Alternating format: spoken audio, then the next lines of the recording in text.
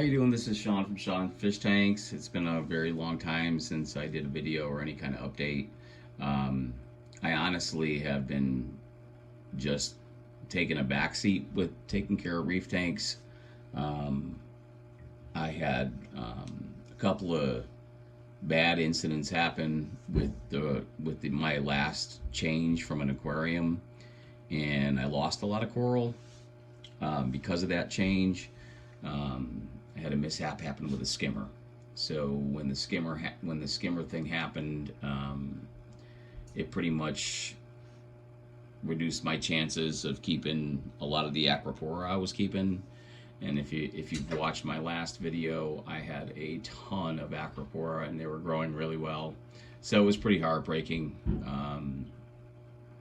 So I took a back seat and I kind of changed aquariums, and I have just upgraded a few months ago to a newer, bigger tank, but not too big. It's like 100 gallons. This is my quarantine tank. This is my longest running tank right now. But because of that, I got really depressed about what had happened, and this is just real reefing talk. But one of the things I wanted to talk about besides this tank is, because this is right now probably my favorite tank, is just pests again. And this is why I'm making the update. I don't think people talk about this enough, and a lot of people live with it, and I just can't. I'm not going to have a reef tank with any kind of pests that I don't think is appropriate.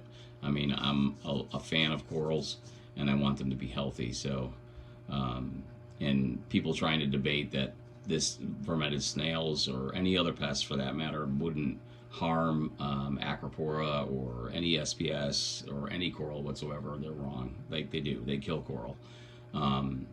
So the minute the web touches it, it kills it. So, and that's a fact. I've seen it happen. So anybody denying that is just full of it. But in my other tank, the newer tank, I have vermetid snails. And it happened again. And I made one mistake, and I bought from another reputable company, and it's from Florida. And I would never have thought that it would have come in on their corals, but it did. So I will say there's one company that I buy, two companies that I buy from, Cherry Coral and Worldwide Corals, that I have never had pests come in. And that so far are my top companies, because if you have bicorals, you don't want pests, and some coral, they're really sensitive, so dipping them a lot is just going to kill them. And you want to be able to trust in the place that you're buying coral from, and I think those people do a pretty good quarantine process. So shout out to Worldwide Corals and Cherry Coral, and there's some others, but those are my top purchases, just because that's what I like to do. And I'm going to be honest, in my videos, I purchase a lot of coral on eBay. I just feel like you can get a much better deal sometimes. And then if I want to make a particular purchase, I'll do it through a reputable company. But I bought from a company, I bought about 9 frags. It was rather expensive, thinking, again, that this happened to me a couple years back with another company. But this company's from Florida, and I know people want me to say the names, but I'm not in the business of doing that. I'm not going to bash companies for trying to make a buck in this industry. But what I will say is the companies that I like. And so I'll give you that. Worldwide Corals, Cultivated Reef, and Cherry Coral are all companies I've purchased from and never had a problem. This tank has a good amount of zoanthus. Back to this tank, it has a good amount of zoanthus in it. It was kind of my junk tank last year when the big tank started having problems with pests, and then, well, it didn't have problems with pests, but I eliminated the pests, but then I had skimmer fail. And when the skimmer failed, I sold the tank because I didn't like the underneath. I should have kept the tank. Didn't, but my house isn't really set up for a big peninsula tank, and that's killing me because I love them.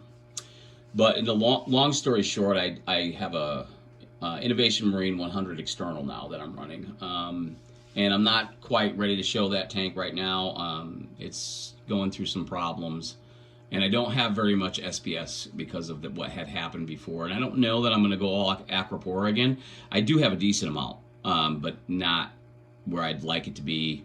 I think I am going to go all Acropora again, but I don't know if it's going to be in that tank or not. So, but I wanted to focus more on smaller tanks because of this tank, and I will put some content on that tank, but that tank does have Vermetid snails, and I'm not going to live with them. So I don't know what my next move is to get rid of them, but it's going to happen. This tank has 0 Vermetid snails. It has some bubble algae on one rock, which that rock I might move to my fish. I have 3 tanks going currently. One is at my work. So my sun-kissed Recordias are probably going to go to my work, and the rock will come out. This tank has gone through some quarantine dips, all corals and stuff such, and I'm visually inspecting them because I had a problem with my zoanthids dying. So I think I fragged a coral. I think I had zoanthid pests, and they were just growing healthy. And then when I fragged my blue tubs zoanthids, I think it triggered an infection, or I don't think it was an infection. I think just the pests were able to bother them now.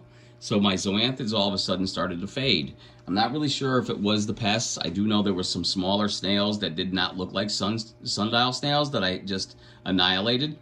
And there's also a ton of bristleworms that were in this quarantine tank. Because like I said, this was kind of the tank I just threw stuff in. I had a lot of extra coral, and that's where it went. But now it's turned into a safe zone for zoanthids. I'm trying to have them healthy, and it's also turned in, I want it to be more of an LPS. I like candy cane corals. There is also probably going to be a couple of SPS because I want to experiment with this small tank, and this is why I'm doing this video. With recession, money is going to be very, very tight, and having a reef tank that you can enjoy, take care of, and experiment with has always been my cup of tea. You know, I am not going to be the prettiest reefer ever, but I'll tell you this, I have had some success with Acropora. I've had some success with zoanthids. I've had some success with LPS, and especially when they're healthy. And this tank is going to be healthy. It's going to be my mission to make this tank healthy. And it's also going to be my mission to see if I can get some SPS to live in this smaller system.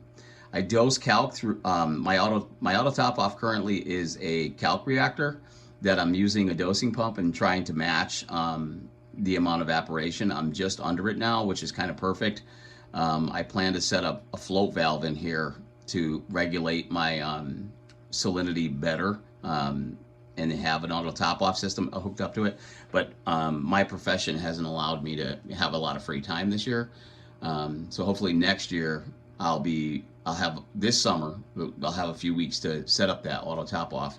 And then it has an automatic, you've guys seen it in my previous video, it has an automatic water change system on it. And I want to set that up for this tank so I can just hit a button and it'll be super easy and it'll suck out stuff. And I want to experiment with how to keep a smaller reef tank stable and have some more hardy SPS try to thrive in here. So we'll see what happens. You know, the proof will be in the pudding if it can happen. But I do want to have an awesome I love candy cangs, so I'm trying to load the back wall up. I have 2 species of candy cangs in the back, and I'll do some close-up videos later on because I plan to do more updates on this tank now. And I think that's another thing the hobby's missing, is just frequent updates about real stuff, real reefing. And I just want to benefit the hobby still in some way. I really love smaller fish tanks. Like, I've kept a cleaner ship in here for a long time now, and a goby just off of pellets. I feed a few pellets and they both go crazy for them. Once in a great while I'll put a little teeny couple pieces of mysis in here just to make things happy if I feel like they need it. But this tank went through, everything doesn't look great right now because it kind of went through a beating of dips. Because I want to keep quarantining it. I'm going to make sure there's nothing in here. Things are already coming back and looking great, and I want to keep it that way. I made a mistake of like cluttering the bottom of the tank, and this is the real reefing aspect is really going to take shape because, you know, as reefers we forget, we make changes, we don't think about the changes we make mistakes, and this tank was a mistake from the start. but it has cycled, and it didn't have any vermetid snails in it, and that's the key. The other tank does now, and that, like I said, from a certain company. So this is why this is my quarantine, and I want to try to get things in here and just inspect them and dip before they're in here and while they're in here. Things are just going to stay clean in here. I do want to try to get 2 colonies of candy kangs or 3 colonies of candy kangs and some SPS. So we'll see how it goes. I'll try to get you guys updated. If this was a long video, I'm sorry. The vermetid snail thing, I can't believe I have them again. It had been a good maybe a year and a half since my last update on the tank, and a year, I think, and I had no vermetid snails. So it just recently happened, and when you get them, it's amazing how fast they multiply. And the webs do sting corals. There's some famous reefers that live with vermetid snails. They do videos all the time, and some will claim that the webs don't do anything. The webs kill corals. They plain out simple do. When they touch a coral, it stings it, it kills it. And I don't like them. They're ugly, they're disgusting, and I'm not going to have vermetid snail explosion all over my rocks. It's not why I got into reefing. I want my reef tank to look good. So, like I said, we're going to try to experiment with this tank. I'm going to put it on a top often, and we're going to see how successful we can be.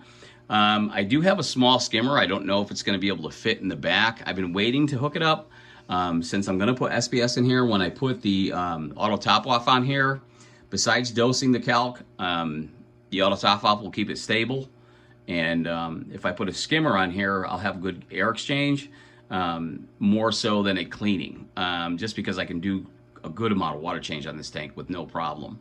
And I'm going to demonstrate that too. I really want to show that you can keep a small reef tank and keep it stable, and that's going to be key for this tank. I want it to be really, really pretty once I get a decent aquascape in here. I got to break up some rock and reglue it and show what I'm going to do with this tank. But a small tank can be just as beautiful as a big tank, and I'm going to try to prove it. All right, guys, thanks.